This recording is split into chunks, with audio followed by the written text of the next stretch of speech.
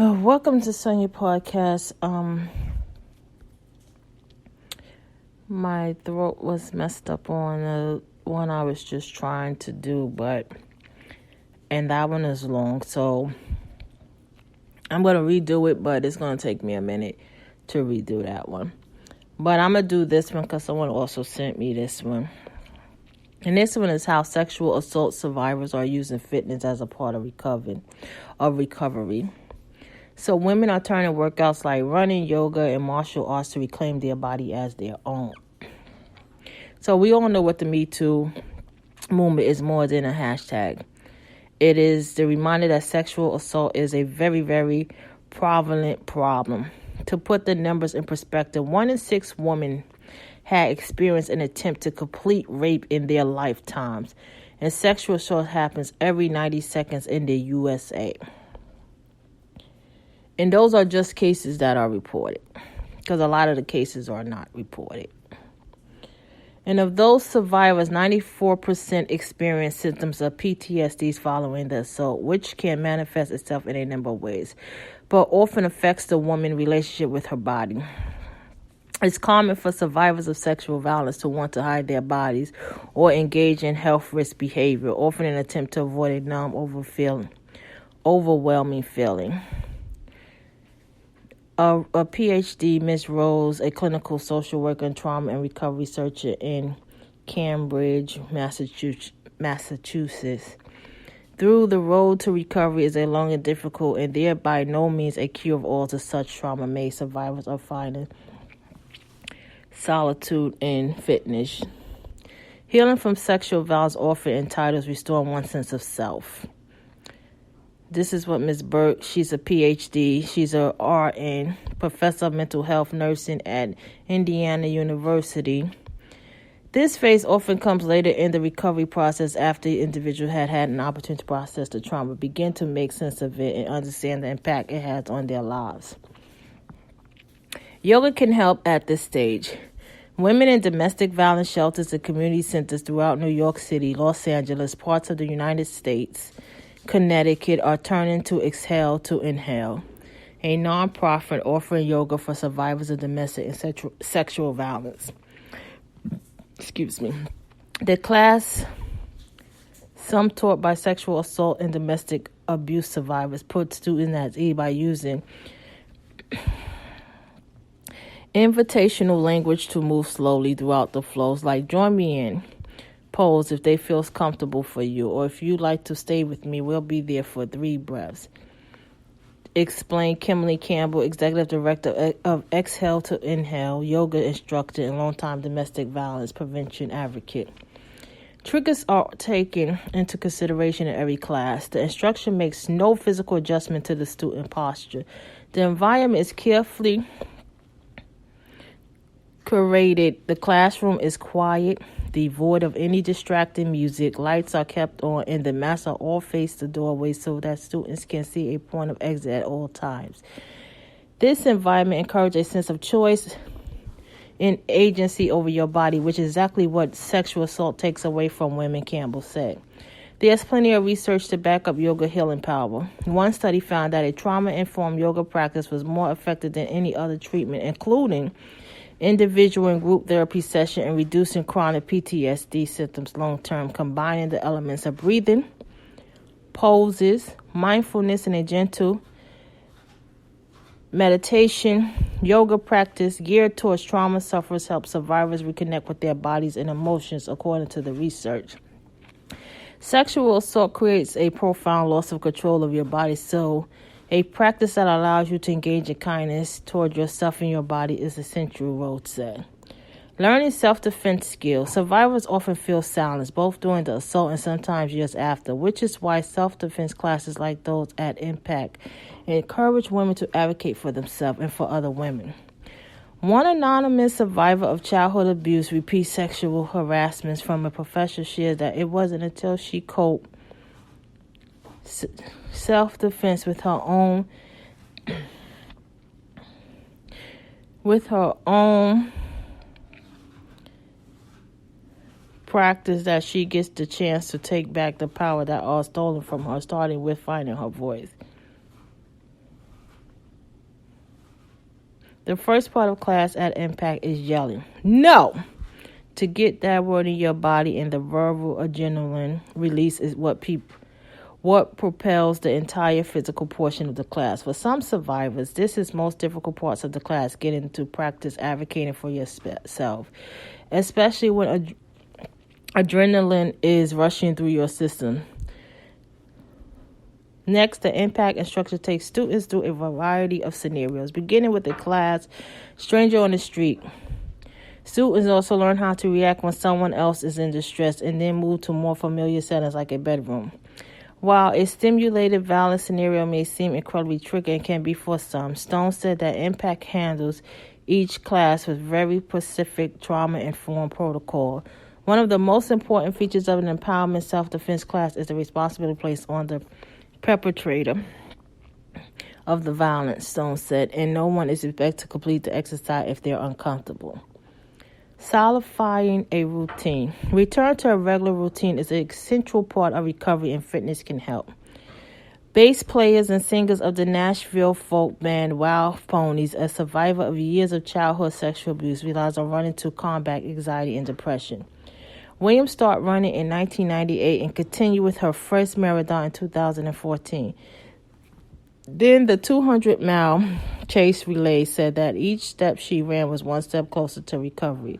Permission to set and accomplish goals helped me establish a healthy lifestyle, Williams said.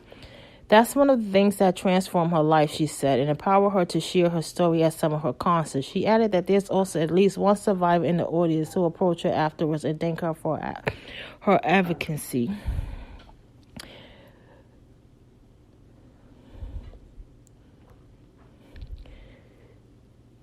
Rima, she's a bass writer, speaker, and trauma coach. Fitness and nutrition were key components of recovery. Growing up in Bangladesh, she was assaulted by a cousin and harassed by teachers and strangers on the street. Then after moving to the U.S. for college, she was raped at 23 years old because she had no family in the U.S. at the time and chose not to take legal action as not to jeopardize the status of her visa or career.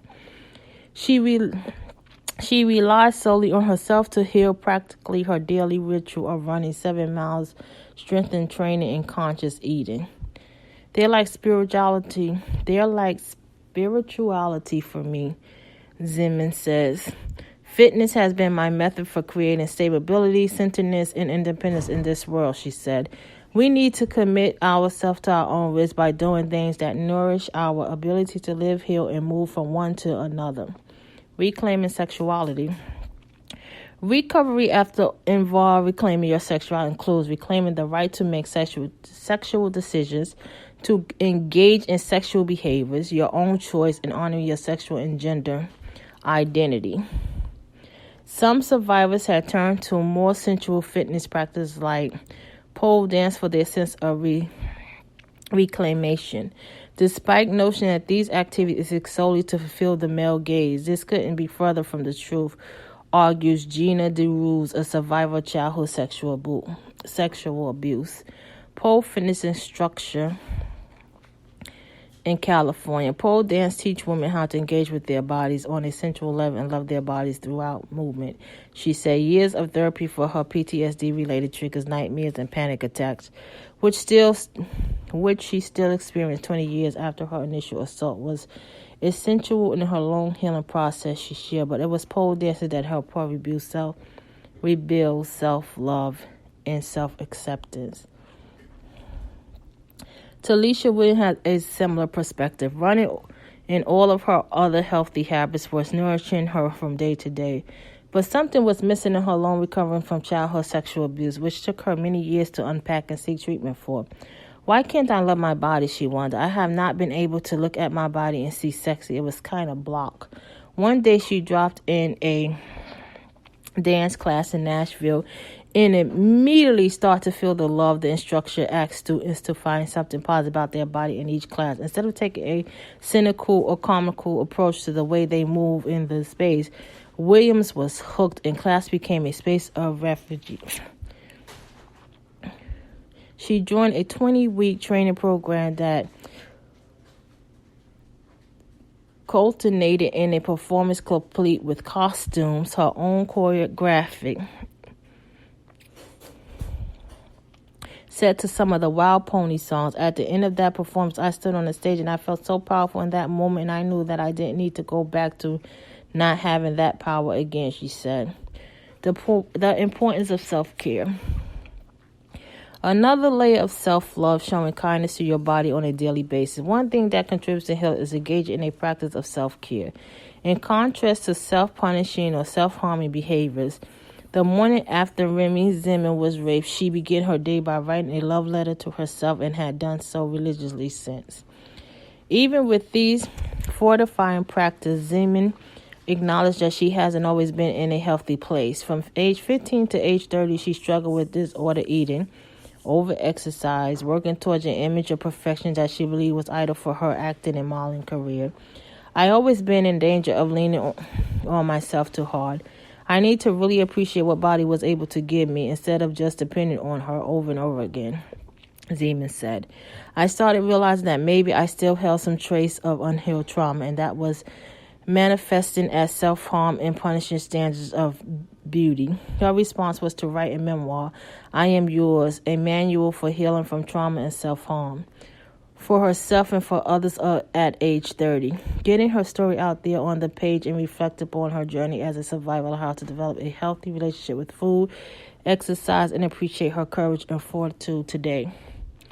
The road to recovery is never linear nor easy, but survivors benefit most from practice that facilitate their ability to take care of themselves in a gentle way and make choices for their own bodies. So if y'all know, okay, I say this might work for some people, and these ladies have great stories to say that this worked for them. But, and then like I said, I'm telling the story because someone sent it to me, and I'm telling the story because you can actually find out if this worked for you. I